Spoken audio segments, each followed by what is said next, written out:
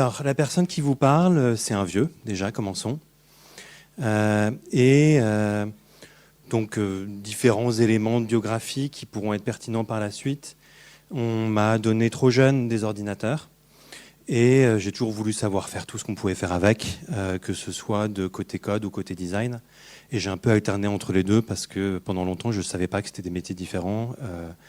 Et voilà. Actuellement, je travaille dans une petite administration qui s'appelle la plateforme de l'inclusion et qui fait des outils numériques pour travailleurs sociaux. Donc on fait des sites web globalement qui ne sont pas utilisés par les gens qui sont en situation d'exclusion, mais par les gens dont le métier c'est de les aider. Et je vous en parlerai d'un ou deux en mal. Parlons d'un échec. Je vais vous parler d'un produit numérique auquel on a beaucoup cru, sur lequel on a mis pas mal de sous, sur lequel il y a eu beaucoup d'espoir et puis il est mort. Ou plutôt on l'a assassiné volontairement, ça a mis du temps et on a eu sa peau. C'est un produit qui s'appelle Carnet de bord, qui a été conçu initialement au sein des ministères sociaux, puis repris auprès de mon employeur, la plateforme de l'inclusion. Et c'est une sorte de dossier unique du travail d'insertion. C'est un peu comme les dossiers médicaux unifiés. C'est quand les personnes qui accompagnent les allocataires du RSA, les gens en situation d'exclusion sociale ou professionnelle, ils ont besoin de travailler ensemble. Donc, ils avaient besoin d'un outil où ils pouvaient écrire des choses et que d'autres personnes pouvaient les lire et ils pouvaient travailler ensemble. Je fais juste une petite parenthèse sur tout ce que je vais appeler travail social parce que c'est la terre des acronymes. C'est difficile de s'y retrouver même quand on y travaille, donc je vais essayer de ne pas trop jargonner, mais ce sera la seule parenthèse de la sorte. Donc moi j'ai la chance de travailler dans cette équipe qui outille l'insertion socio-professionnelle. On fait ces logiciels pour les gens qui en aident d'autres à trouver un logement, à trouver une solution de garde. En gros, tout ce qui fait que quelqu'un ne peut pas directement traverser la rue pour trouver du travail, ça fait partie de l'effort des professionnels de l'inclusion. Parce que les personnes qui sont en situation d'exclusion, généralement, peuvent cumuler toutes sortes de critères qui peuvent être, comme je vous dis, avant de pouvoir travailler, vous avez besoin que quelqu'un puisse s'occuper des enfants. Avant de pouvoir, vous avez besoin d'avoir le permis, vous avez besoin d'avoir une voiture. Et là-dessus, plus ces choses-là s'accumulent, plus c'est difficile de s'en sortir par soi-même. Et c'est intéressant de mobiliser différentes formes d'aide pensées pour ça. Et une des difficultés de ce travail, c'est la coordination. Parce qu'il y a tellement de démarches, il y a tellement de types d'acteurs, il y a tellement de types de financement, il y a des acteurs associatifs, il y a France Travail, il y a les missions locales, il y a les départements. Et tous ces gens-là ont fait des études différentes, viennent de milieux différents, se connaissent pas nécessairement, certains se connaissent très bien, mais c'est fréquent quand vous êtes dans ce genre de démarche d'en croiser plusieurs en même temps. Et ces gens-là ne savent pas nécessairement que vous envoyez, qui d'autre vous voyez. Et c'est difficile pour eux de savoir qu'est-ce qui a déjà été fait pour quelqu'un. Il y a beaucoup de choses qui sont faites en double. Concrètement, en fait, si votre conseiller France Travail vous aide à trouver un travail qui est à côté de chez vous, parce que vous n'avez pas de voiture, et qu'à côté, vous voyez un conseiller en économie sociale et familiale qui vous aide à déménager parce que votre loyer actuel il est trop cher, il y a un problème qui est que si vous trouvez un travail à côté de chez vous et que vous déménagez, le travail n'est plus à côté de chez vous. Et c'est évidemment rationnel de la part des personnes accompagnées de faire ça, parce qu'on ne sait jamais quand est-ce que l'aide qu'on vous donne va finir par arriver ou va finir par fonctionner. Donc oui, il faudrait communiquer les choses, mais on vous aide à trouver un travail, est-ce que c'est pour dans 2 semaines, pour dans 2 mois, etc. etc. Mais là-dessus, l'idée était de faire quelque chose qui fait que les infos soient centralisées. C'est pas évident à faire, il faut des décrets, il faut l'autorisation de stocker ces informations, il faut spécifier qui a le droit de les voir. Ça a été fait de manière plutôt propre. Et donc, on a eu ce produit carnet de bord qui a été porté comme notre employeur au sein de la communauté Betagouv. Et la mission simple, l'impact qu'on cherchait, c'était aider la coordination par le partage des données. Ça a été commencé un peu avant que j'arrive dans la structure, mais laissez-moi vous dire, c'était génial. J'ai regardé un peu la recherche qui a été faite par les designers qui avaient été embauchés au début. C'était déjà, enfin, je dis ça très sincèrement, je vais faire beaucoup de blagues, mais là, c'est pas une blague. C'était vraiment du super boulot. C'était vraiment des gens qui étaient allés au fond des choses, qui étaient allés voir vraiment en détail quelle information on a besoin, à quel moment, qui la détient, qu'est-ce qu'elle peut changer, quel genre d'impact on peut en avoir dessus. Ça a vraiment été très bien fait. Et l'objectif, en fait, il était assez simple. On met un outil dans la main des gens pour leur faire gagner du temps. Parce que, dans le fond, c'est chouette d'avoir des belles interfaces sur son ordinateur. Le cœur du boulot n'est pas de taper sur un clavier. Le cœur du boulot, c'est vous croiser des gens et vous essayez d'une façon ou d'une autre de leur être utile. Et donc, il fallait que le logiciel leur fasse gagner du temps et pas perdre. Mais ensuite, vous déployez ce genre d'outils, ces informations sur le parcours des gens et la centralisation que ça implique de les avoir sur une même base de données.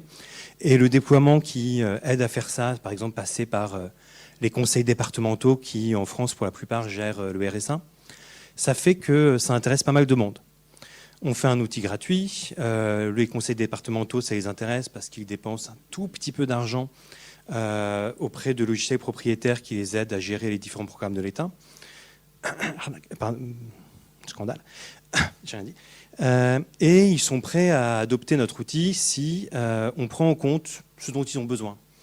En gros, ils veulent qu'on note des choses pour adapter au RSA, ils veulent qu'on fasse une liste d'actions. Ils ont beaucoup de choses qu'ils nous demandent, mais bon, ok, on s'adapte. C'est normal, vous voulez vous faire adopter. Levier d'adoption, il faut donner un peu de mou à votre client pour qu'il prenne le truc. Mais ça va un peu plus loin que ça.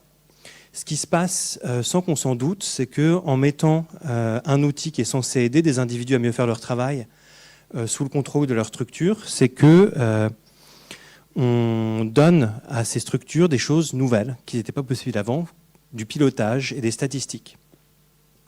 Avant qu'on informatise le travail des gens qui font de l'accompagnement comme ça, leur travail est globalement invisible. Beaucoup, la plupart du temps, ils vont noter leurs accompagnements dans un petit outil propriétaire qui est au niveau de leur structure, ou dans un document Word, ou la plupart du temps aussi dans un carnet papier.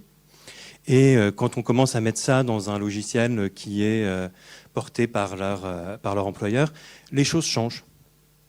Il y a un retournement. Petit à petit, cet outil qui était censé être au service des gens, leur faire gagner du temps, ça devient un truc qu'ils doivent utiliser. Ça devient un outil de contrôle. Vu qu'il a été déployé par la personne qui les embauche, saisir les choses dans l'outil, ça devient obligatoire. Ça permet de vérifier, certes, si les personnes en situation d'exclusion sont bien dans un parcours où elles ont fait tout ce qu'on leur a demandé de faire. Ça permet aussi de voir si vos accompagnateurs font aussi leur travail. Ça permet aussi d'évaluer leur performance. Et donc, on passe discrètement, en fait, sans trop se rendre compte, nous, de notre côté, d'un outil qui est censé faire gagner du temps à des pros, qui n'ont pas de temps, à un outil où ils sont obligés de saisir des données pour prouver qu'ils font leur travail. L'outil devient une contrainte. Et pour améliorer les choses, on se rend... Enfin, pas pour améliorer les choses. Cerise sur le gâteau, on se rend compte que cet outil est très write-only. Les gens écrivent des choses dedans, parce qu'ils sont obligés d'écrire des choses dedans, mais ces choses-là sont relativement peu consultées, étant donné que ce qui est écrit dedans, c'est on le fait parce qu'on doit, et pas nécessairement parce qu'on avait senti une nécessité métier de le faire. Et donc, on passe beaucoup de temps à rentrer des choses qui ne sont lues par personne.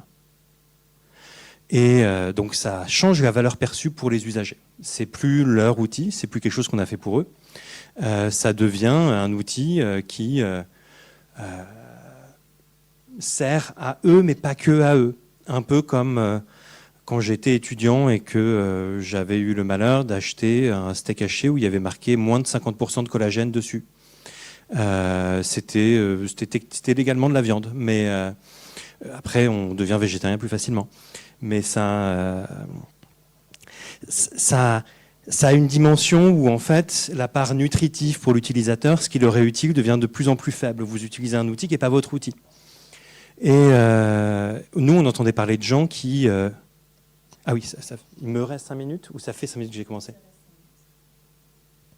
Ah ouais. Ok. On va accélérer.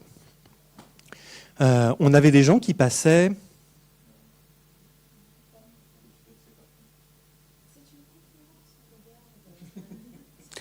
On va ralentir. Alors, mais tout est possible. Tout est possible.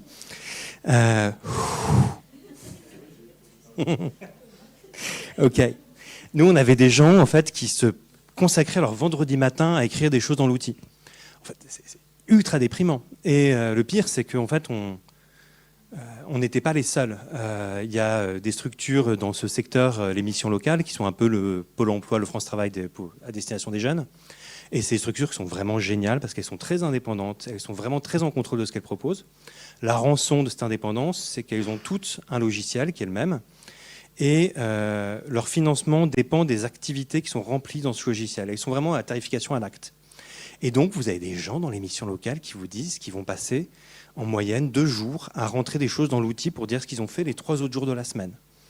Alors moi, je suis pas, j'ai fait littéraire, donc je suis pas ultra bon en maths, mais si on me disait que j'étais payé 5 jours et que parmi ces 5 jours, il y avait 2 jours qui servaient à s'assurer que j'étais payé, je me dis qu'il y aurait une optimisation qu'on pourrait faire. Je pourrais peut-être travailler moins ou faire autre chose. Je pense on n'a pas découvert le problème, ils sont au courant, ça met juste beaucoup de temps à être résolu. Mais tout ça pour dire, à un moment, les gens ont l'air de trouver ça normal, en fait, que leur outil de travail soit une des pires choses de leur existence. Enfin, normal, ils s'en plaignent, normal, mais quand même. Et donc tout ça pour dire que on l'a tué, Carnet de bord.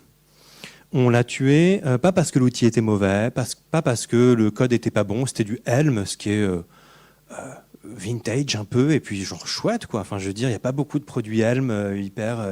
Enfin, j'étais fier d'avoir un truc un peu classe comme ça qu'on avait. Le design était sobre, net, tranquille. Les gens disaient, c'est un des outils les plus agréables à utiliser. C'est juste qu'on déteste l'utiliser. Donc c'est pas que le travail fait par designer, développeur, PM était pas bon, il était excellent. En théorie c'était parfait, mais c'était le contexte qui devient toxique autour en fait. On avait beaucoup d'usages, mais en fait nous on cherchait pas à avoir de l'usage parce que c'est facile d'avoir de l'usage quand c'est obligé. On n'avait pas l'impact qu'on voulait avoir au début, qui était que aider des gens à se tenir au courant des choses et à gagner du temps. On avait l'exact inverse. Donc on pourrissait la vie des gens et donc on a essayé de le supprimer. On a dû se battre en fait pour le supprimer parce que c'était pour beaucoup d'instances qui étaient contentes d'avoir un outil de l'État qui centralisait. C'était pas une bonne nouvelle de dire que on allait mettre fin à un outil parce qu'il n'était pas de bonne qualité. C'était pas une pratique de la maison manifestement. Parce que c'était devenu un outil de management et c'est bizarre pour des managers qu'on leur retire un outil de management. Mais bon, comment est-ce qu'on est arrivé là ? On va voir. Bon, parlons d'autre chose. Amazon Go ou Just Walk Out, qui était le nom qu'ils ont donné à cette technologie, c'est une innovation de malade. Quand c'est sorti, 2017-2018, moi je faisais une mission dans la grande distrib et les gens ils étaient en sueur froide en fait, ils étaient genre c'est sûrement truqué, bon on pourra pas faire ça à nous mais bon. Mais c'est même pas juste une innovation de malade, c'est 3 innovations. La première innovation, c'est rendre le travail de caissier asynchrone. La deuxième, c'est le délocaliser, pouvoir le mettre de l'autre côté de la planète. Et la troisième innovation, c'est faire croire à tout le monde que vous avez fait disparaître le caissier. Il y a eu une petite fuite quand ils ont arrêté le programme en 2024. Quelqu'un a balancé un site d'information que sur toutes les personnes qui utilisaient Amazon Go, toutes les transactions dans Amazon Go où les gens en fait rentraient dans un magasin, chopaient un truc, mettaient dans leur sac et s'en allaient, et ils étaient débités sur leur compte Amazon plus tard. Les 2 tiers étaient gérés manuellement par un centre de traitement en Inde, où les gens en fait regardaient les vidéos pour bien regarder quel produit vous aviez pris, et après l'associer à vous, et donc vous le débitez. Donc, en soi, c'est génial. Ou c'est horrible, en fait, je ne suis pas là pour juger. Mais c'est des innovations qui sont assez rigolotes. Mais ce là où je veux attirer votre attention, c'est que quand on dit qu'on automatise un truc, généralement, on ne fait que déplacer le travail. Il passe à quelqu'un d'autre.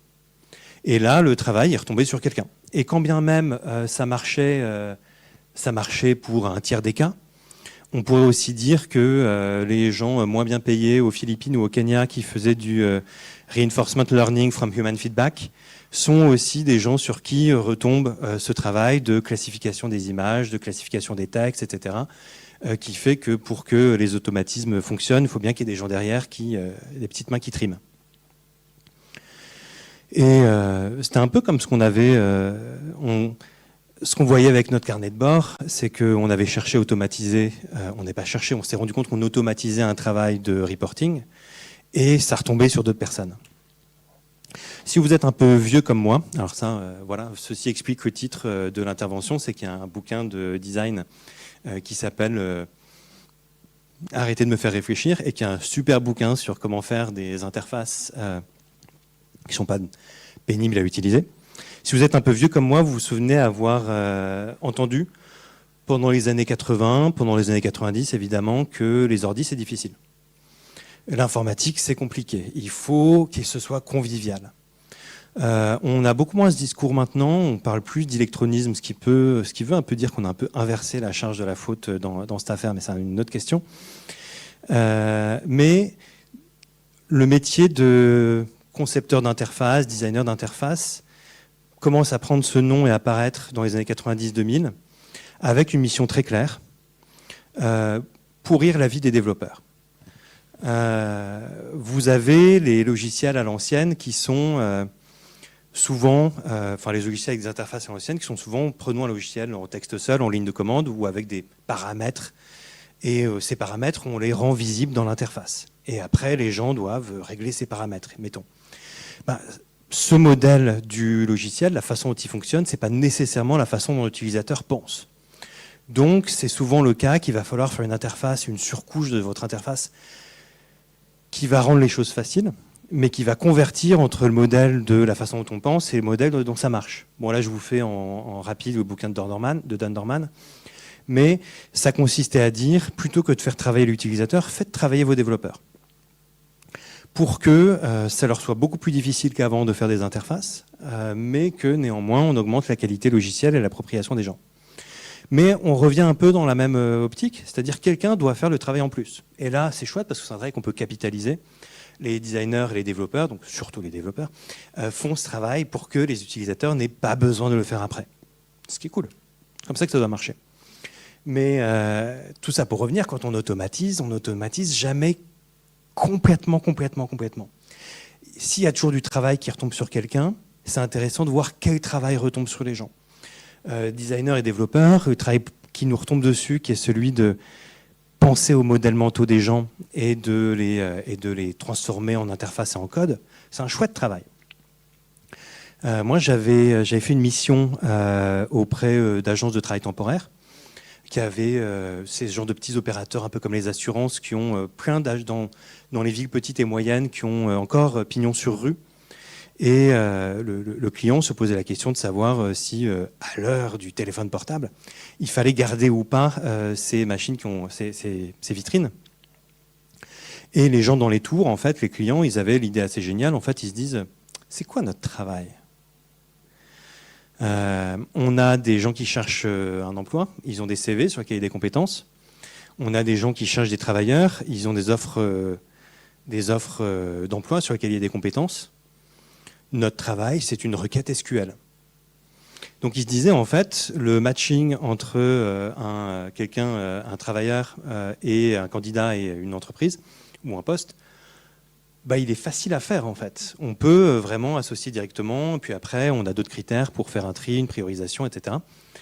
Et ça faisait que dans la tête des gens qui étaient en pilotage, à la tête, qui concevaient les outils et le fonctionnement de ces structures, tout ce qui était liste d'actions, stratégie de territoire, hop, c'était le boulot des machines. Qu'est-ce qui est resté aux gens dans les agences ? Essentiellement scanner les certificats médicaux. C'est un truc qu'on n'avait pas réussi à automatiser parce que l'équipement n'était pas top, donc il fallait passer par le scanner. Puis il y avait la gestion électronique des documents après. Puis il y avait une petite complexité, il fallait mettre dans le bon dossier. Le logiciel n'était pas hyper bien fait, mais ça les occupait beaucoup. Je vais un peu trop loin. Précisément, les gens n'étaient pas dupes dans ces structures-là. Ils savaient très bien que le travail de recrutement à proprement parler, celui de connaître les gens qu'ils avaient en face et celui de connaître les offres d'emploi et les employeurs qu'il y avait derrière, c'est un travail qui nécessite une énorme connaissance de son secteur, de son territoire, et donc il le faisait tant bien que mal.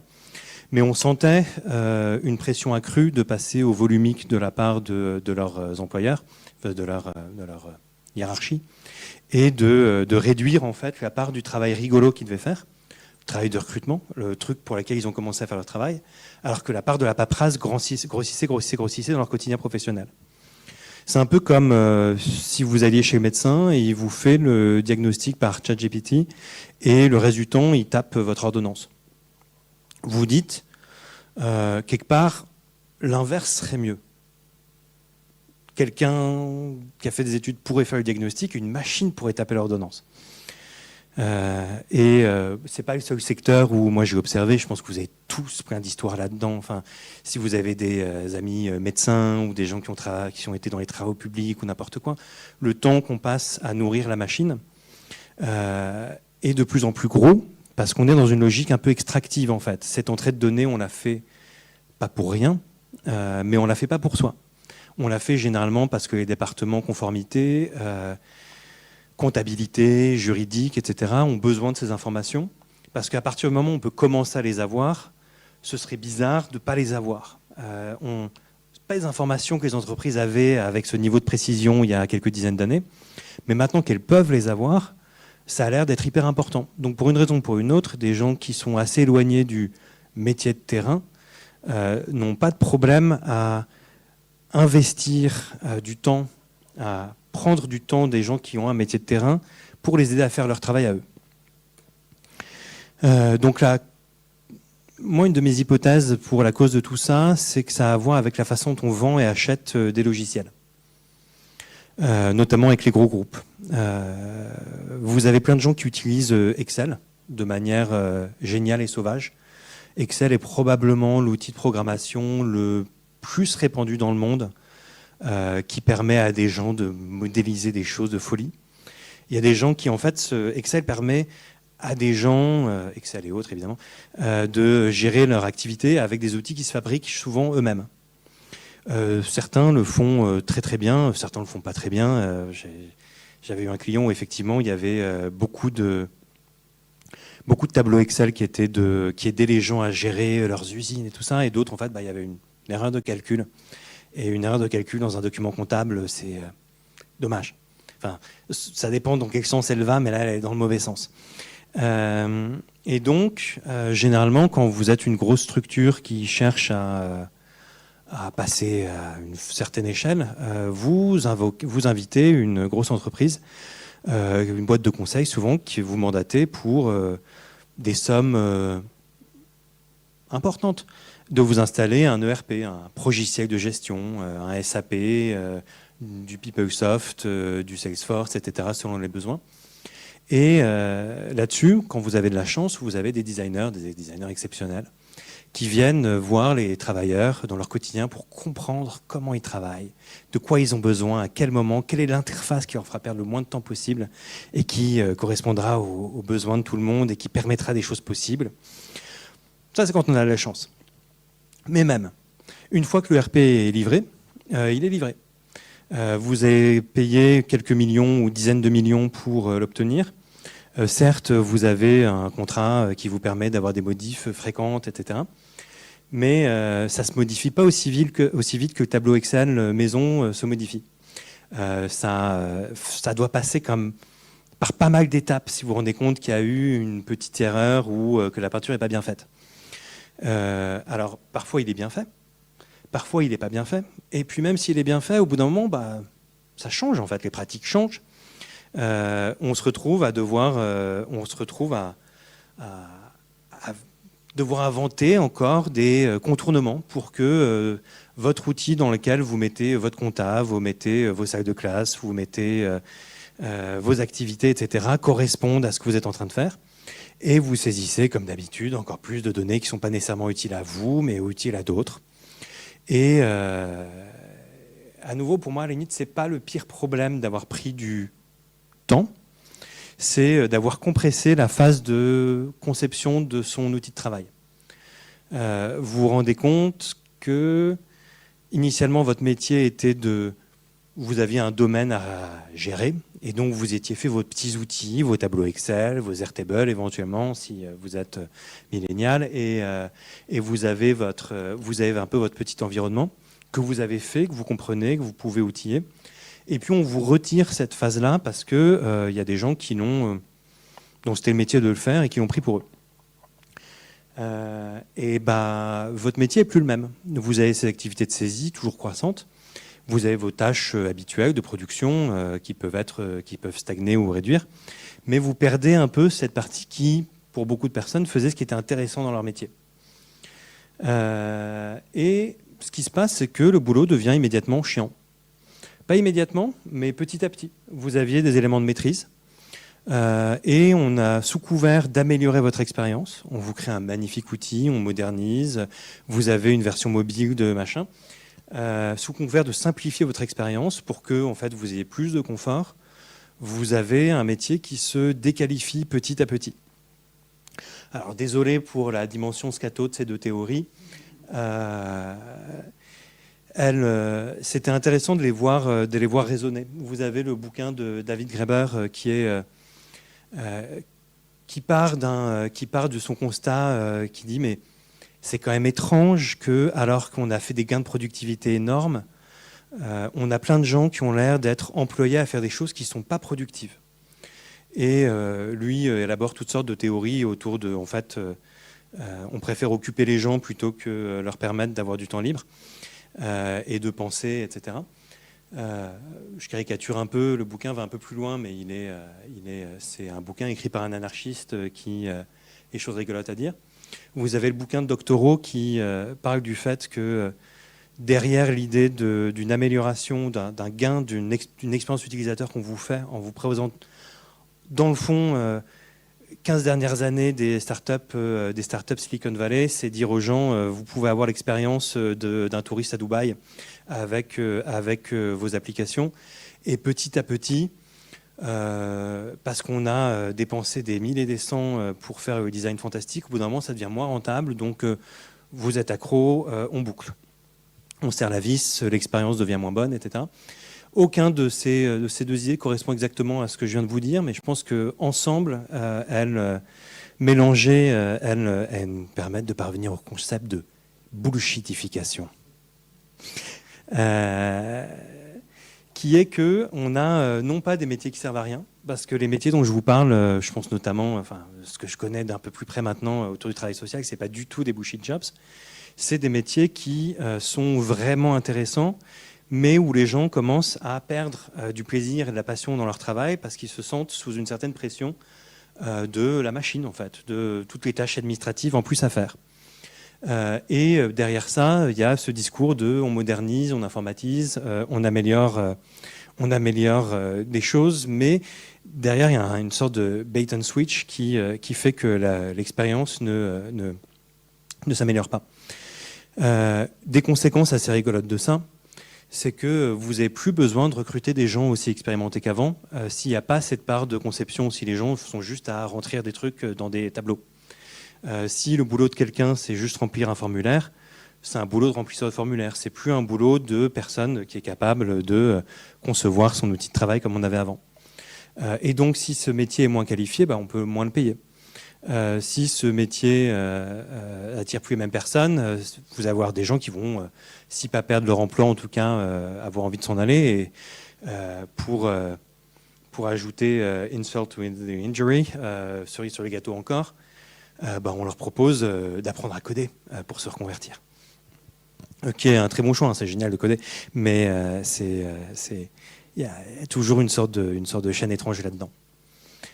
Ça va ? Cool. Alors, comment on résout ça ? Parce que, on peut pas... C'est 2 minutes, 5 minutes ou 10 minutes ? 15, ok. Ça va, on va finir en avance, je pense. Hein. Comment on résout ça ? Comment est-ce qu'on se débrouille pour faire un programme assez complexe que je dirais faire aux humains un travail d'humain et aux machines un travail de machine ?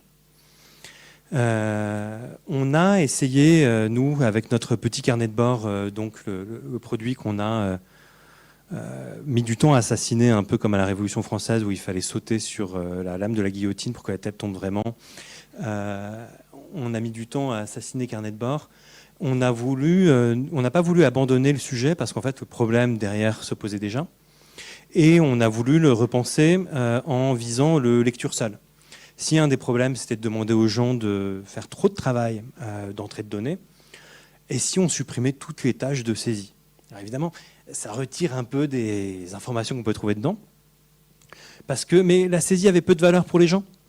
En fait, on s'est dit, plutôt que d'avoir des données dedans, mettons juste des métadonnées, mettons juste la liste des personnes qui ont l'information, qui était une information qu'on pouvait retrouver, nous, de manière un peu plus facile, parce qu'on peut interconnecter les systèmes, savoir qui a prescrit quelque chose à quelqu'un, et on pouvait savoir, bah ouais, vous avez été dans une structure d'insertion par l'activité économique avec M. Jonquille, vous avez été orienté par le conseil départemental des Bouches-du-Rhône, et puis quelqu'un de France Travail vous a vu aussi. C'est des informations qu'on réussissait à récupérer.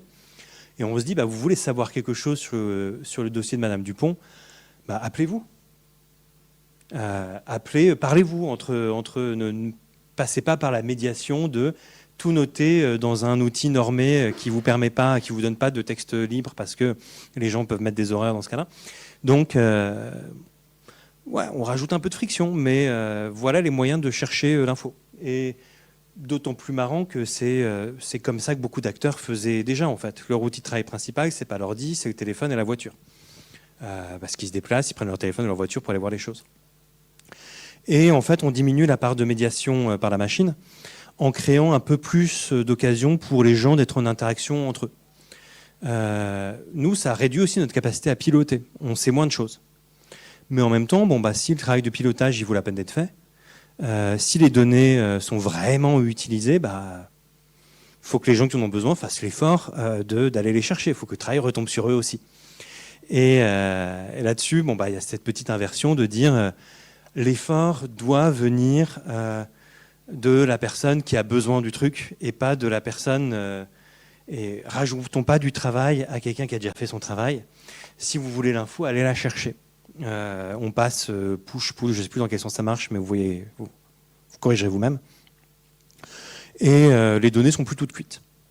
Et en fait, il y a une autre conception de la conception qu'on voulait avoir derrière. Beaucoup de gens qui ont commencé à pratiquer nos métiers à l'ère du téléphone portable, on a beaucoup été influencés par les méthodos type design de service qui parlent de parcours utilisateur. Parcours utilisateur, c'est un super concept. À l'origine, il n'est pas prescriptif, il est descriptif. Il décrit ce que quelqu'un a fait, ce par quoi il est passé. Il décrit pas on conçoit pas un parcours utilisateur au sens où les gens peuvent faire ce qu'ils veulent. On ne peut pas leur imposer un parcours. Ils peuvent toujours s'arrêter à n'importe quel moment. Ils peuvent bidouiller, tricher, de toutes sortes de choses. Mais petit à petit, dans la tête des gens qui y travaillent, designers, développeurs, PM et autres, l'idée, le vocabulaire vient de plus en plus de on conçoit un parcours. Et ça correspond aussi pas mal aux interfaces qu'on fait, qui sont beaucoup d'interfaces type Minitel, où en fait, comme on dit, tapez 3615 machin et laissez-vous guider. Se laisser guider, ça implique une forme de linéarité dans le parcours et on essaie de linéariser tout ça, où en fait quelqu'un a son premier formulaire, puis son deuxième formulaire, puis son troisième formulaire. Ce qui est très différent d'un outil comme, prenons Excel à nouveau, ou Photoshop, ou quelque chose comme ça, où en fait, il n'y a pas vraiment de parcours utilisateur dans Excel. Vous êtes dans Excel et vous vous exprimez. Vous faites des choses avec. Il y a des notions, on peut revenir de notions de genre des besoins utilisateurs dans Excel de manière ponctuelle, mais Excel ne vient pas répondre à un besoin. Excel, c'est un outil d'expression. Et c'est assez intéressant de se dire, est-ce qu'on peut autant que possible non pas créer des outils de parcours, mais des outils d'expression. Et qui est, pour beaucoup, à quoi ressemblaient les outils informatiques d'une certaine époque, précisément parce qu'avant que ça se répande comme ça s'est répandu, c'était pertinent de le faire comme ça. Et effectivement, c'est difficile de rendre facile et utilisé à s'approprier des logiciels qui sont en ce mode exploratoire complexe. Mais ça permet d'être surpris par ses utilisateurs, ça leur permet de développer une forme de façon de s'en servir. Il y a des gens qui ont fait des choses terribles dans Excel. Il y a des gens qui ont justifié des guerres dans PowerPoint, mais aussi des gens qui ont repris, qui ont fait Minecraft dans Excel, et ça mérite d'être célébré aussi. Pour finir, revenons un peu sur le moment présent, parce que je me suis posé la question de beaucoup de mes rages, coups de gueule et tristesses dataient aussi d'expériences que j'avais eues dans les années 2010, pas que, mais où des choses ont un peu changé. Enfin, peut-être que des choses qu'on ne pouvait pas automatiser avant, maintenant on peut les automatiser. Peut-être que avant automatiser c'était pas vraiment possible, mais peut-être que maintenant on peut. On a des capacités nouvelles. Qu'est-ce que ça change? Est-ce que ça change quelque chose? Et je ne vais pas répondre par oui ou par non. Je ne vais pas dire LLM c'est mal ou c'est bien. Ce serait stupide. Vous n'avez pas besoin de moi. Vous avez déjà vos idées qui sont sur votre propre expérience. Mais je trouvais ça intéressant de les cadrer dans un temps un peu plus long, dans est-ce que ça ressemble à d'autres choses qu'on a déjà vues et comment est-ce que ces choses-là ont fonctionné. J'essaie d'éviter de dire l'IA parce que, à nouveau, vieillesse, donc le mot avait trop de sens dans toutes les décennies, réinvente un sens de ce mot. Je préfère dire les machines parce que ça correspond pas mal aussi à la façon dont on s'en sert, où c'est assez anonyme, les machines m'ont dit ça. J'aime bien en parler comme ça. Et certes, les LLM, c'est nouveau, mais la dynamique derrière, elle est un poil ancienne. Et on retrouve pas mal de choses qui datent de toute l'histoire de l'automatisation industrielle, on va dire. Et pour résumer et pas y passer des plombes, deux façons de le voir. Les LLM & Co, les machines comme outil du patron, c'est tout ce qui va faire que vous allez réussir à supprimer une activité que quelqu'un de spécialisé faisait, ou à faire que une activité, ou remplacer cette activité par une activité que quelqu'un de moins qualifié peut faire. Vous aviez quelque chose qui auparavant nécessitait des grandes qualifications dans vos choses à tisser, etc. Bon, bah, maintenant, on peut aller plus vite avec moins de qualifications. C'est clairement une forme d'automatisation de quelqu'un qui est en posture de contrôler la production. Inversement, comme outil du travailleur, vous allez avoir des outils qui vont augmenter la capacité d'agir du travailleur. Regardons en fait comment on fait des illustrations en génératif aujourd'hui. Si vous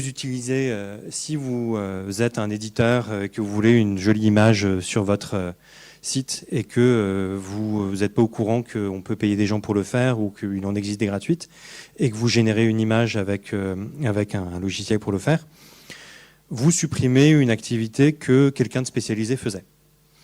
D'une certaine façon, c'est peut-être le seul moment où je serai moralisateur. Non, je crois que j'ai déjà été pas mal moralisateur, je vous prie de m'excuser. On dévalorise le travail d'illustrateur et on extrait même de la valeur de tout un corpus d'illustrations qui est utilisé pour entraîner ça. En revanche, si vous êtes illustrateur vous-même et que vous utilisez le génératif, ça peut être un outil qui vous aide à être une autre forme d'illustrateur. Vous pouvez être excellent comme illustrateur ou illustratrice, mais être vraiment nul en modélisation 3D.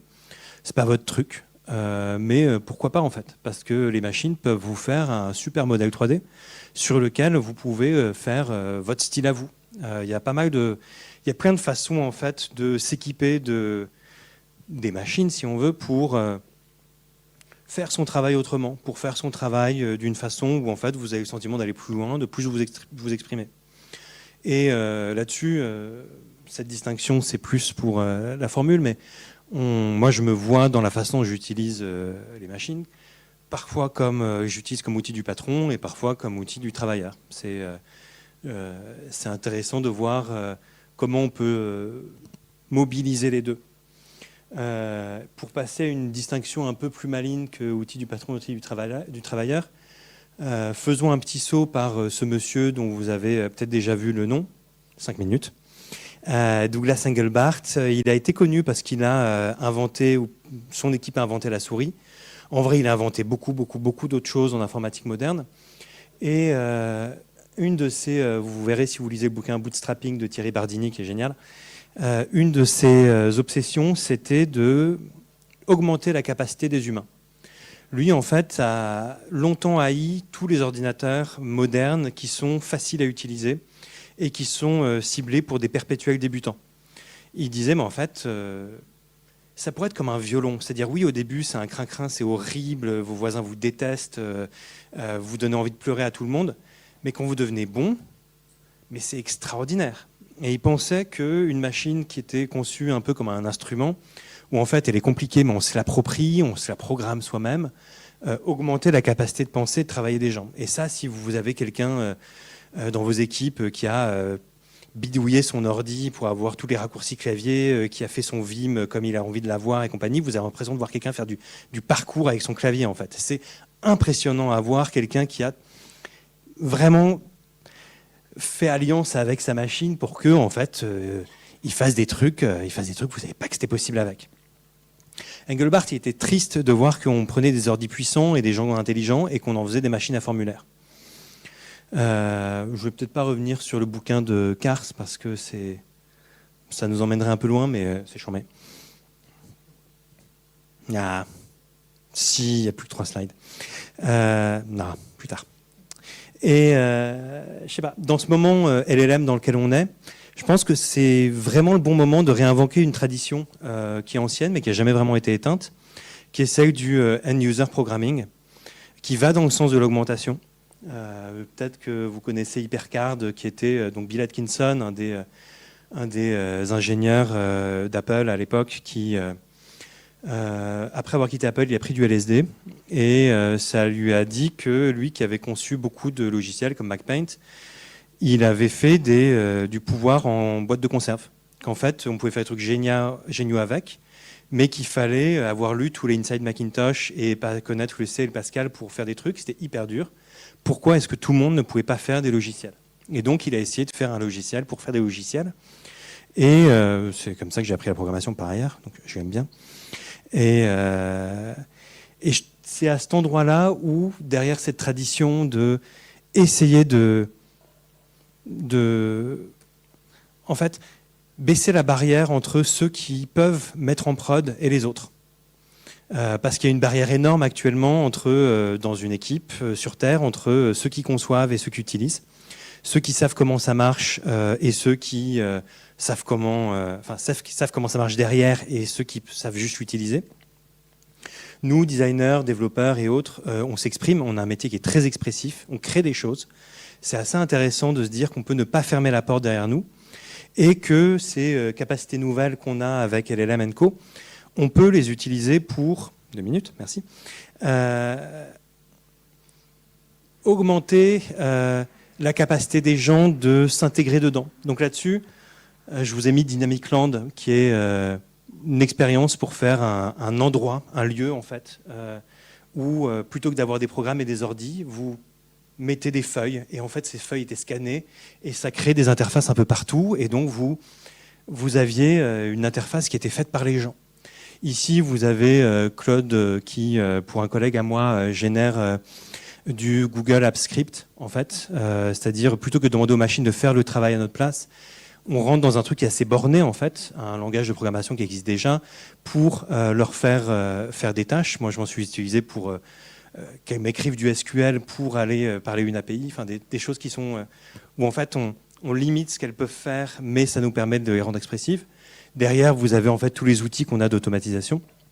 Si on mélange ces choses-là, on peut avoir des choses qui commencent à devenir hyper intéressantes pour permettre aux gens de s'exprimer dans des cadres logiciels concrets sans que ce soit unsafe.